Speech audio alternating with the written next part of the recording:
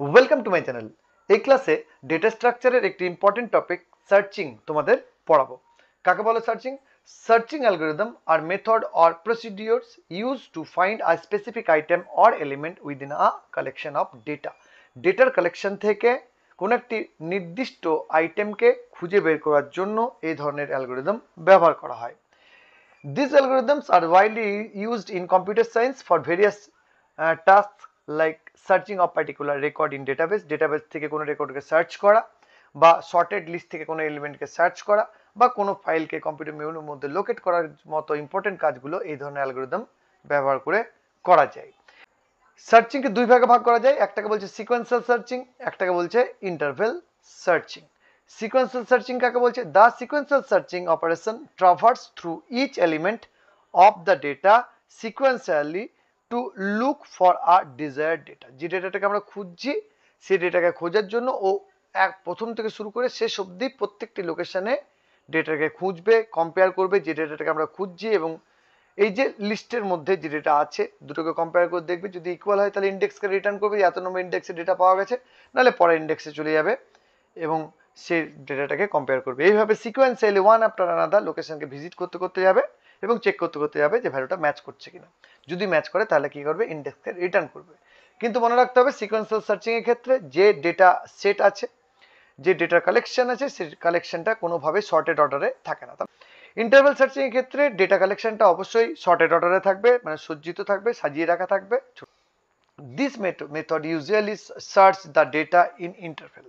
তাহলে এখানে ডেটাগুলো কি হয়? সর্টেড অর্ডারে থাকে, সাজিয়ে রাখা থাকে, এবং এখানে ইন্টারভেলে ডেটাকে সার্চ করা হয়। ইন্টারভেলে মিনস কি? হয়তো আমরা পুরো ডেটা কালেকশনটাকে অনেকগুলো সাবপার্টে ডিভাইড করব এবং সাবপার্ট থেকে কোনো একটা ভ্যালুকে আমরা চেক করে দেখব। ভ্যালুটা ওর থেকে বড় যদি হয় তাহলে আমরা পরের পার্টে চলে যাব, ভ্যালুটা যদি ওর থেকে ছোট হয় তাহলে আমরা তার লেফট হ্যান্ড সাইডের দিকে যাব। এইভাবে আমরা পার্ট করে করে ভ্যালুকে জাম্প করে করে একটা ইন্ডেক্স থেকে অন্য ইন্ডেক্সে সার্চ করতে পারি ইন্টারভেল সার্চিং এর ক্ষেত্রে। দেখো সার্চিং ডিফারেন্ট টাইপের হতে পারে, এক্সপোনেনশিয়াল সার্চিং হতে পারে, টেনারি সার্চিং হতে পারে, binary search, interpolation search, tree base search, Fibonacci search, hashing, linear search, jumping. এইগুলো ইম্পর্টেন্ট কয়েকটা সার্চিং টেকনিক্স, তার মধ্যে কয়েকটা ইম্পর্টেন্ট আর ভেরি ইম্পর্টেন্ট যেগুলো, সেগুলো আমি তোমাদের নেক্সট ভিডিওতে দেখাবো। তো এখন আমি দেখবো যে লিনিয়ার সার্চ কাকে বলে। লিনিয়ার সার্চ, আমি সিকোয়েন্সিয়াল সার্চেরই পার্ট একটা লিনিয়ার সার্চ, মানে লিনিয়ার সার্চ অবশ্যই একটা সিকোয়েন্সিয়াল সার্চ।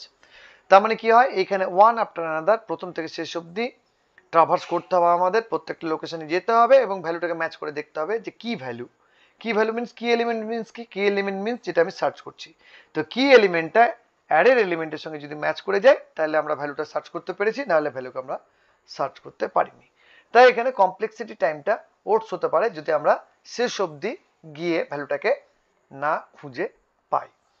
লিনিয়ার সার্চের অ্যালগরিদমটা তোমরা লক্ষ্য করো। লিনিয়ার সার্চে কি হয়? স্টার্ট ফ্রম প্রথম index, zeroth index of the input array. যে অ্যারেটা, যে আমাকে অ্যারেটা আছে ইনপুট অ্যারেটা নিচ্ছি, সেটা আমরা জিরো ইন্ডেক্স থেকে শুরু করব।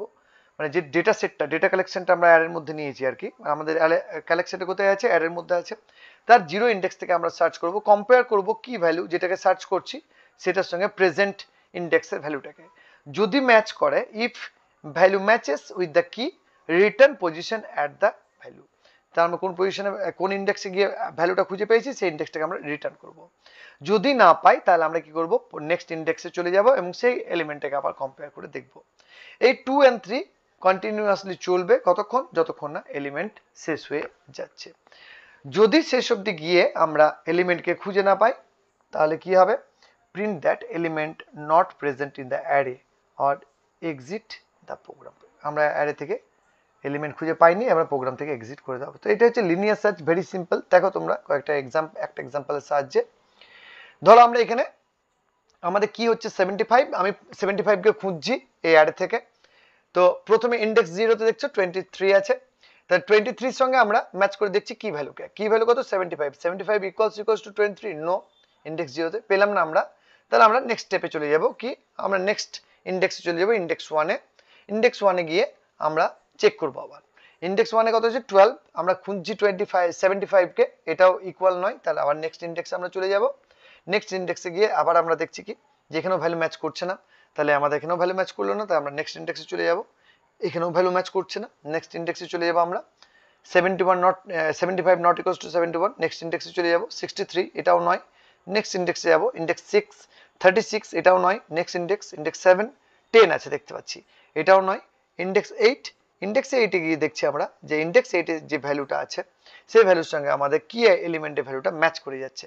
তার মানে যে এলিমেন্টটাকে আমরা খুঁজছিলাম সেটা পাওয়া গেছে ইন্ডেক্স 8 এ। তাই আমরা এখানে সাকসেসফুলি কি করলাম, এলিমেন্টটাকে সার্চ করতে পারলাম। এইভাবেই কাজ করে লিনিয়ার সার্চ। ইন্ডেক্স আমরা কোথায় পেলাম, এলিমেন্টে ফাউন্ড করলাম 8 নম্বর ইন্ডেক্সে।